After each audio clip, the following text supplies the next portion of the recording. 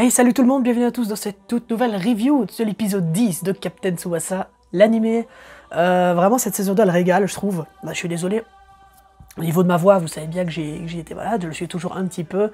Et d'ailleurs, comme ça va être la première vidéo où je vais devoir vraiment réfléchir parce qu'on va faire une analyse et une review, c'est la première fois que je vais vraiment connecter mon cerveau de la semaine. Du coup, je suis désolé si les informations ne sont pas aussi spontanées qu'elles le devraient. Il y aura du montage. Bref.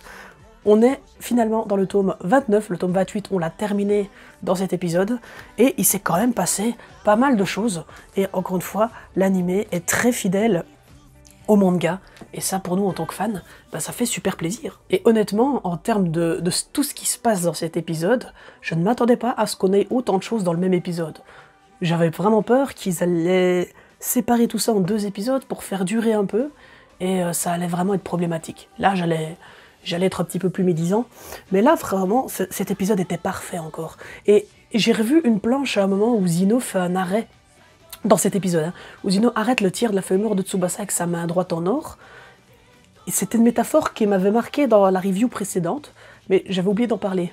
Bon, comme quoi ça m'a même pas marqué. Si, ça m'avait marqué, j'ai juste zappé le moment, parce que c'était vraiment qu'une frame. Mais le moment où Zino attrape le tir du tir de la feuille morte de Tsubasa, qui prend la forme d'un faucon, d'un aigle, eh bien, on voit qu'il l'étrangle.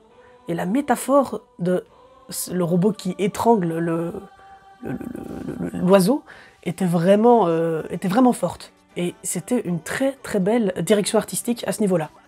Et on l'a ressenti aussi dans l'exécution du scénario tout au long de cet épisode. Par exemple, on sait que face à un Japon qui est aussi impuissant pour marquer un gardien aussi parfait que Gino Hernandez, une équipe italienne qui défend très bien mais qui sait aussi contre-attaquer, on sent quand même que les Japonais ont un manque de maturité dans leur jeu. Ils ont un manque de maturité, ils jouent encore trop de manière innocente, on va dire, de manière comme s'ils étaient au collège. Et ça, ils vont très vite s'en rendre compte. Et ce qui est vraiment bien, je trouve, avec ce manga, en tout cas avec Captain Tsubasa, c'est que il n'y a pas que Tsubasa qui a un power clip de fou à chaque match, ni même Yuga, c'est toute l'équipe qui arrive à progresser, et on les voit. Et je trouve ça vraiment exceptionnel. Voilà, c'est ça que j'aime bien dans Captain Tsubasa. Et donc du coup, on ressent dans cette fin de première mi-temps contre le match Italie, eh bien, on ressent un Japon qui a du mal à suivre, ils n'arrivent pas à concrétiser, ils subissent un peu... Enfin, ils dominaient offensivement. Et puis on voit un petit rictus de l'équipe d'Italie, et Tsubasa qui se doute un petit peu qu'en fait, l'Italie, leur plan c'était de laisser jouer les Japonais, pour leur faire croire qu'ils ont le dessus, pour les fatiguer aussi très certainement, et aussi pour leur plan qui a été réalisé dans cette seconde mi-temps, la contre-attaque. Et à un moment, il y a une magnifique action combinée entre Yuga et Tsubasa, que Zino va habilement déjouer, et en dégageant le ballon, contre-attaque violente de l'Italie, et il n'y a plus personne en défense. Il n'y a plus que Ishizaki et Matsuyama, donc à 2 défenseurs face à toute l'équipe qui contre-attaque. Ils ne pouvaient pas faire grand-chose, alors ils font des 1-2, ils passent, et à un moment, Wakashimazu, la seule chose qu'il a à faire dans ces circonstances-là, c'est de sortir, et il se fait brain, et le Japon concède son premier but du match et du tournoi. Et donc là, c'est très violent. Un coup dur pour l'équipe, parce qu'on sait que Zino n'a encaissé aucun but sur cette année qui s'est écoulée. Aucun. C'est quand même ouf. Et c'est vraiment pour nous montrer que c'est un gardien parfait. Et on nous dit que le seul et unique but qu'il a pris cette année, c'était Schneider qui lui a mis. En dehors de la surface en plus, le beau gosse. Donc vraiment, à aucun moment, t'as un Schneider dans l'équipe du Japon là. Et puis même, on a bien compris que Gino, une fois qu'il a vu un tir, et qu'il se fait avoir par le tir, il se fait pas avoir 2 fois. Il s'est fait avoir par le tir de la feuille morte, mais c'était pas en match, c'était le défi que Tsubasa lançait un peu. Et il l'a contré directement. Le tir du feu, je suis sûr et certain qu'il l'a contré. Que si on devait rejouer le match Italie-Allemagne, Schneider ne marquerait pas avec ce tir-là. Il faudrait ruser ou il faudrait un autre tir. Et c'est exactement ce que vont faire les Japonais suite à ce but. Déjà, Misaki qui va rentrer sur le terrain et reformer le Golden Dio. Ça, c'est très très très intéressant. Il rentre, au moment où il y a un flashback aussi autour de lui, et on y reviendra plus tard sur ce flashback, parce que là, dans ce flashback, ce qu'on voit, c'est il arrive dans une école japonaise en France, il se présente là-bas et tout, il va jouer au foot comme ça avec des copains au parc, je sais pas quoi, ça a pas l'air d'être un match officiel, ils sont habillés en civil quoi. Et là, il va dribbler 2 joueurs, et puis hop, transition, on nous ramène dans le présent, avec Misaki qui vient de dribbler 2 joueurs italiens. Cette transition-là, c'est une transition à la Netflix. J'adore les transitions comme ça, quand on passe d'une époque à une autre, vraiment c'est le genre de transition qui me font kiffer. Et ce flashback-là n'est pas fini, parce que je l'ai lu dans ce tome 29, justement, et on y reviendra, j'espère, dans le prochain épisode. Parce que la suite est quand même assez intéressante de ce flashback. Après, il ne faudrait pas non plus qu'on nous coupe en pleine action. Et là, encore une fois, ça a été habilement découpé, le découpage technique. Il était sensationnel. Parce que là, on nous a coupé avec le petit flashback pour nous ramener à la réalité, et ça ne nous a pas choqués. Et comme après, on n'est pas revenu dessus, l'action a pu monter en puissance. Très lentement, vraiment très lentement, et puis d'un coup elle explose. Et là on voit la 1-2, et le moment où ça commence vraiment à exploser, c'est quand les 4 défenseurs italiens viennent. Il y en a 2 sur Tsubasa, 2 sur Misaki. C'est Misaki qui a le ballon. Hein.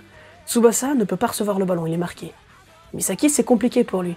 Et là, on va voir que il veut utiliser le dribble qu'il a utilisé face à son duel contre Pierre. Et la Pierre va tout de suite le remarquer, elle va dire « Waouh, Misaki, impressionnant !» Et donc Misaki va dribbler. Puis il va trébucher. Et là, Tsubasa va comprendre et essayer de passer par tous les moyens. Hop, il se faufile. Passe de Misaki. Début de retournée acrobatique pour Tsubasa, qui comme Zino est déjà sur le ballon, il change de pied. Il refait une passe à Misaki. Gino est pris à contre-pied. Et puis après, Gino revient sur Misaki. Qui se laissera pas avoir en lançant vraiment sa main droite et tu vois qu'elle est vraiment presque sur le ballon. Et puis là, hop, tête de Misaki, et puis là Tsubasa qui court, qui s'élance, grosse tête plongeante, but. Et c'est un but qui est emblématique dans le manga. C'est l'un des plus beaux buts marqués de tout le manga en fait. C'est une action avec une coordination incroyable, avec une confiance en son partenaire. Oui, parce qu'au moment où Tsubasa se démarque, il dit « Je sais que Misaki va me refaire la passe. » Parce qu'ils se connaissent, bon, ils sont coordonnés, mais aussi il lui fait confiance. Il y a de la technique, de l'intelligence de jeu, il y a tout dans ce but. Ce but est incroyable. Bon, tu voudrais refaire ce but-là dans la vraie vie, c'est pas possible. Hein. Vraiment, l'exécution, ça m'a vraiment pris aux tripes. Je sais pas pour vous les amis, moi en tout cas ce but m'a pris aux tripes pendant toute l'action, j'ai pas pu décrocher. C'était vraiment incroyable, l'OST qui allait avec, elle était juste parfaite. Les bruitages aussi. Voilà. Et c'est ainsi que se termine ce 10e épisode, les amis, ça y est.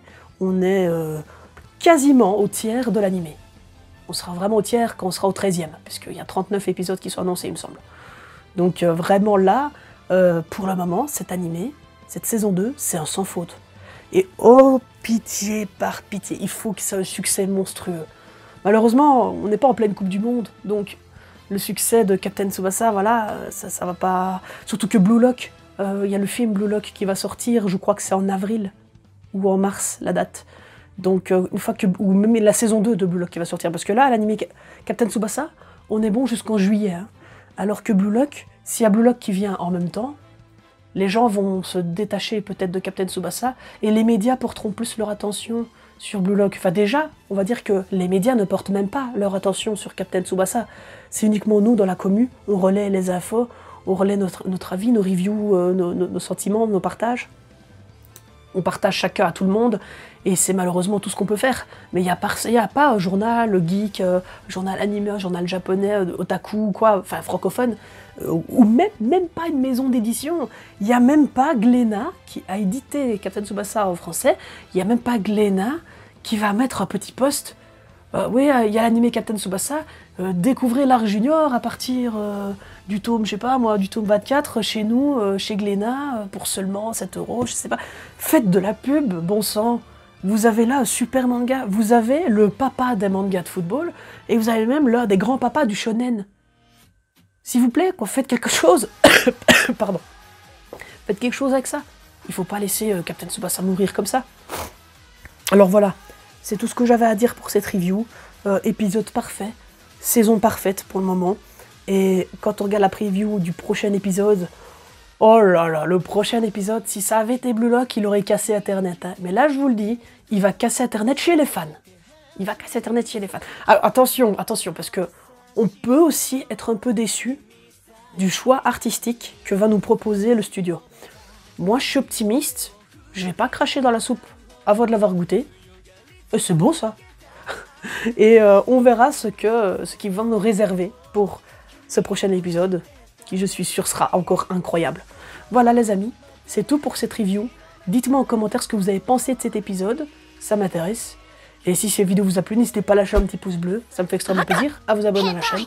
Pour info, on est en plein anniversaire sur Captain Tsubasa Dream Team, du coup, il va y avoir plein de vidéos.